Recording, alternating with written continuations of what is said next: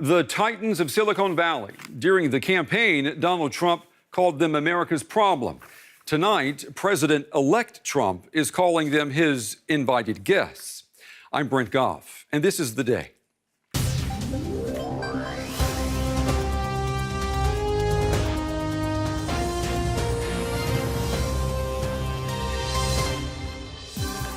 An invitation-only meeting. The tops of tech. Guests at the top of the Trump Tower. President-elect Donald Trump expected to push the bosses of Silicon Valley to reset their mindset. How can these companies increase the number of American workers that they might hire? And to relocate their liquidity. How can we get some type of repatriation of that cash back into the United States, some type of lower tax rate, and in return for that lower tax rate, what would these companies get? Trump's program of give and take, will it compute with this crowd? Also on the show, the dilemma for Israelis and Palestinians. Where you live is who you are. About 50 families live here in this outpost on this hill. In 2014, the Israeli High Court ordered the demolition of Amona. But people here want to stay. We are here. We are a part of the Jewish history. So as a part of the Jewish history, we were exiled 2,000 years ago. We never gave up this land. This is our land. It was promised to us. Well, welcome to the program, everyone. We begin the day with an attempt to break the ice. It is no secret. There is no love lost between Donald Trump and the CEOs of Silicon Valley. During his campaign, Trump called for a boycott of Apple. His aides were told to go after Facebook's Mark Zuckerberg over immigration reform. Trump even accused Amazon's CEO of being a tax dodger. Well, those CEOs, many of whom showered Hillary Clinton with campaign donations, will be in the room today with President-elect Trump. On the guest list, the likes of Tim Cook. Now, he's the CEO of the world's most valuable company, Apple. The boss of Alphabet will also be there, Larry Page. Now, he's in charge of the company that owns the search engine giant Google. Now, they will be joined by Sheryl Sandberg, the chief operating officer of Facebook. And they'll be looking to see whether she'll give the future president the thumbs up. Now, Trump is expected to talk business and jobs and to try to be nice at the same time. He needs tech if he wants to create those jobs that he promised his voters. And tech needs Trump to ensure that connected future. Those driverless cars, those smarter smartphones, they could end up offline if Washington doesn't prevent Uber regulation. Well, let's take a look tonight at what the reactions on Twitter have been to the Trump Tech Summit. The Electronic Frontier Foundation writes that tech leaders must ensure that encryption and internet freedom are on the agenda, especially when they meet the president-elect today. The user Lorvik is suspicious of all of this. He tweets that the tech summit is about spreading Trump's fake news. For tech, it's repatriation of profits at the lowest tax possible, all in the guise of jobs. Twitter user Gene O is hopeful. He tweeted, "Let's see if Trump can bring jobs back to America. #TechSummit.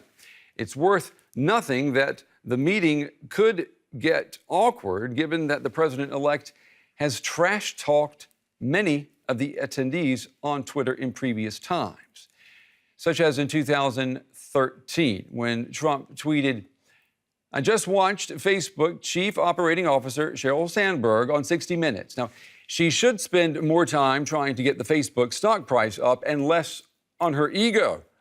Or even as recently as October, when Trump tweeted this, wow, Twitter, Google, and Facebook are burying the FBI criminal investigation of Hillary Clinton. Very dishonest media.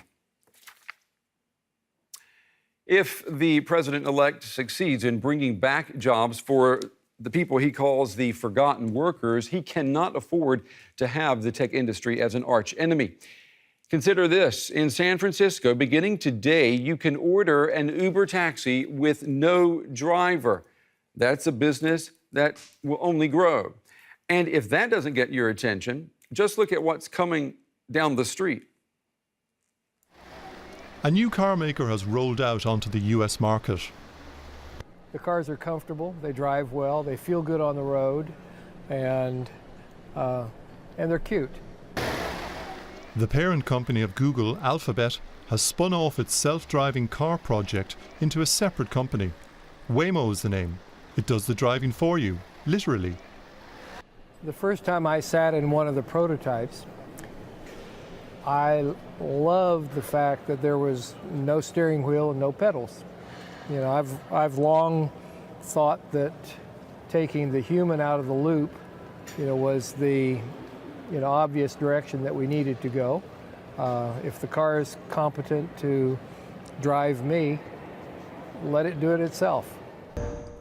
It's taken 7 years for Google to take this project and the car for a test drive on the real market. You can't buy a Waymo driverless car yet. The technology is not quite there. But companies such as Uber and the traditional car makers are already planning to launch their own driverless models in the future. Competition instead of a driver behind the wheel.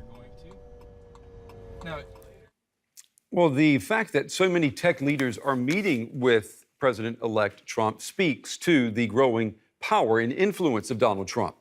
Well, since 2009, the U.S. business magazine Forbes has named the world's most powerful people. Well, this year, it's done that. And again, Vladimir Putin, Russia's president, heads the list for the fourth straight year. Now, according to Forbes, Putin has exerted his country's influence in nearly every corner of the globe, from the motherland to Syria to the U.S. presidential elections. Putin continues to get what he wants, writes Forbes. And then there he is, President-elect Donald Trump, at number 2 on the list. He has, as the magazine puts it, a seeming immunity to scandal, and both houses of Congress on his side, and a personal net worth in the billions.